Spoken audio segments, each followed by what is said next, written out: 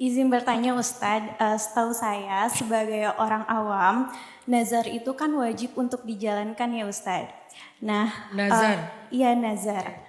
Nah, alhamdulillah sejauh ini kehidupan saya inline dengan nazar tersebut dan sangat mendukung nazar tersebut.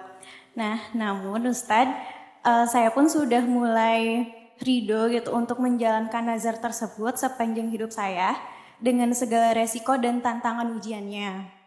Nah, tapi Ustadz saya nggak tahu nih harus bagaimana dalam bersikap.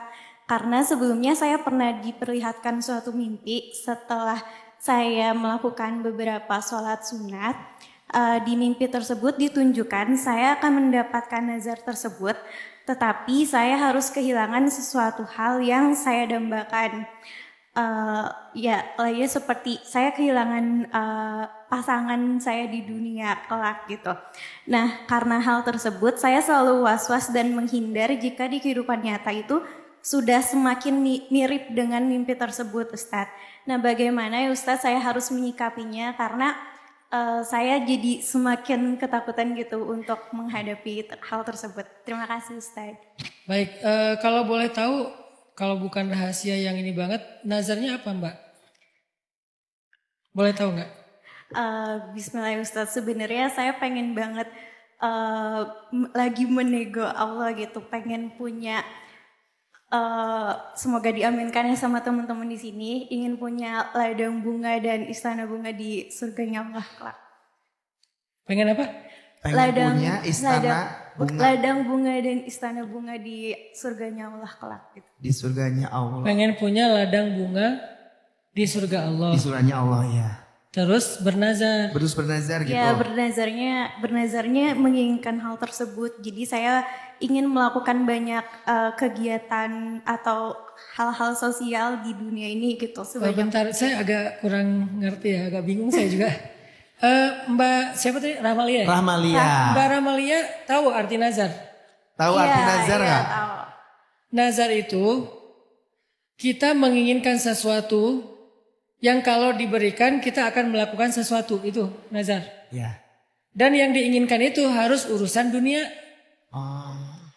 Kan nggak mungkin nanti dikabulkannya di akhirat terus baru dia dibayarnya di akhirat ya. Jadi nazar itu urusan dunia, bukan urusan akhirat ya, urusan dunia gitu. Jadi kalau misalnya kayak Mbak Rahmalia, Hei sebentar, ya Allah, tetangga. Assalamualaikum. Sebentar, maaf. ya Allah, sebentar. kalau saya sembuh dari sakit, saya akan ini. Gitu. Ya.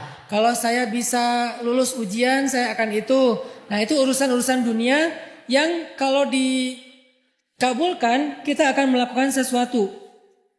Itu nazar. Nah sedangkan Mbak Rahmalia bernazar dapat ladang bunga di Akhirat, surga. Itu yang saya bingung. Jadi sebetulnya ini nazarnya belum memenuhi syarat nazar sih. Jadi Mbak Rahmalia nggak usah khawatir. Itu tuh bukan nazar yang membuat hidup Mbak Rahmalia itu terikat gitu. Yes. Itu bukan nazar. Itu namanya doa dan harapan. Bahasa Arabnya roja. Ya Allah, boleh enggak kalau nanti saya melakukan satu kebaikan sosial, hasilnya jangan semuanya di dunia gitu ya. Ya. Tapi berikanlah di akhirat dalam bentuk taman-taman surga. Benar enggak? Iya. Itu bukan nazar, Mbak. Jadi Mbak Rahmalia sedang tidak terikat dengan nazar. Satu. Yang kedua, karena Mbak Rahmalia tidak terikat dengan nazar, Mbak Rahmalia itu nggak usah khawatir ada yang menakut-nakuti Mbak Rahmalia bakal kehilangan orang yang disayang demi mendapatkan nazar itu. Itu waswasus syaitan. Itu tuh bisikan-bisikan syaitan yang membuat kita anxiety, cemas. Karena salah satu tujuan syaitan itu takhwif, membuat kita takut, membuat kita cemas. Jadi nggak usah didengar. Tahu saja, auzubillahi minasyaitonirrajim, Allah yang akan melindungi. Ada lagi? Udah. Terus beberapa kejadian dari yang diperlihatkan di mimpi itu tuh suka ada relate-nya gitu sama kejadian nyatanya Ustadz. Apa saya harus mempercayai apa yang saya lihat di mimpi itu? Contoh kejadiannya apa? Banyak sih Ustadz, kayak misalnya kayak kejadiannya tuh rata-ratanya adalah kejadian yang naas sih Ustadz gitu, kayak kehilangan keluarga atau suatu kecelakaan. Oh, bukan. Ini bukan Final Destination ya.